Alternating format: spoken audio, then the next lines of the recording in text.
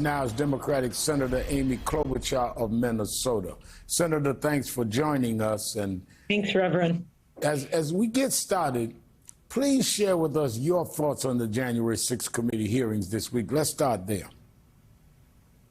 I think it was extraordinary. So many people tuned in and thought about, if I was president, they thought to themselves, would I have just sat there watching it on TV, sitting in the dining room while the Capitol was being invaded and people were being killed? I thought General Milley's words where he said, what did Trump do? Zero, zilch, nothing. I was in a room, as you know, with the other senators. We were all desperately trying to call police, National Guard, military, trying to fill the void that he left. And it is his duty to execute the laws of the United States. And he didn't just fail, he actually made things worse by sending tweets about Mike Pence and enraging his already completely over-the-top supporters who, as you know, at his direction, marched down the mall and basically tried to stage a coup, an insurrection. And the fact that he just sat there is unbelievable. Let me ask you on that point right there, something that has been on my mind all week that I think people miss. Is it not so that the president cannot come into the chambers unless he's invited? Even when he does the State of the Union, he's invited by the Speaker. And if that is the case, whether one wants to believe Cassidy Hutchinson's testimony or not, that he was enraged and tried to grab the Secret Service's wheel, he did announce himself he was going to meet them at the Capitol.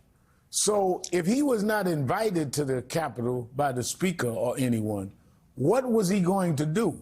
I mean, the whole question of him going to the Capitol in and of itself should be, well, how could you go to the Capitol when no one invited you? You can't even go and do the State of the Union without an invitation, unless his desire was to cause such an uproar that it would help stop the certification. Exactly. And we do know from multiple witnesses that he demanded that he go there, and the Secret Service kept telling him, no, it's unsafe. You shouldn't go there. He knew his supporters were armed. You know that. That has come out now, that he knew that before he even went out to give his rally speech. So all of these things add up to a premeditated plan going way back when he was basically undermining the vote by mail, knowing that it would take the states, some of them a few days to count. When I think you look at all the facts, and this is what's been so brilliant about Benny Thompson's work and Liz Cheney's and the rest of the committees, they've really put together a story that made the case that I think you and I, Al, knew was going on. And I just think of the National Guard of Washington, D.C., then under the command of General Walker. He said every second, every minute mattered. They were sitting in a bus, and the President of the United States never called, never helped to get them over to the Capitol. That's just one glaring example that could have saved lives. Senator, in your capacity as the chair of the Senate Committee on Rules and Administration, you announced this week you would hold hearings on the Electoral Act. This comes as a bipartisan group of your colleagues have hammered out a deal to rewrite the act in order to prevent a repeat of what occurred on January 6, 2020. Now, former President Donald Trump was quick to jump on this headline, claiming it somehow justified his assertion that Vice President Mike Pence could have sent the election back to the states if he wanted to. Could you explain why former President Trump is wrong about the act and what revisions could be made to help defend our democracy?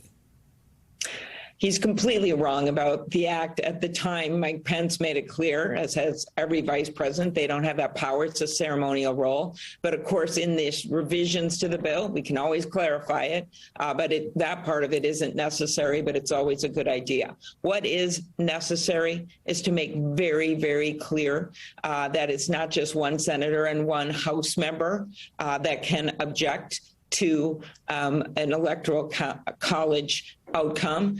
We have a crazy situation. I don't think that in the late 1800s, during the time of Rutherford Hayes, there was a Ted Cruz or a Josh Hawley, because in fact, one senator is all it takes. And so what the revisions do is say, let's increase those numbers. My original bill with Senator Durbin and King was something like a third, and the group went for 20%. I still think that's good enough. And that is one of the things we'll talk about at the hearing. There were so many things that open up loopholes, basically, for people like Donald Trump that want to illegally claim victory that he can use to his advantage. That's why this is so important to get this done. And I'm glad a bipartisan group came together, and I'm looking forward to chairing the hearing. Senator, let's switch gears for a moment to an issue front and center for many Americans.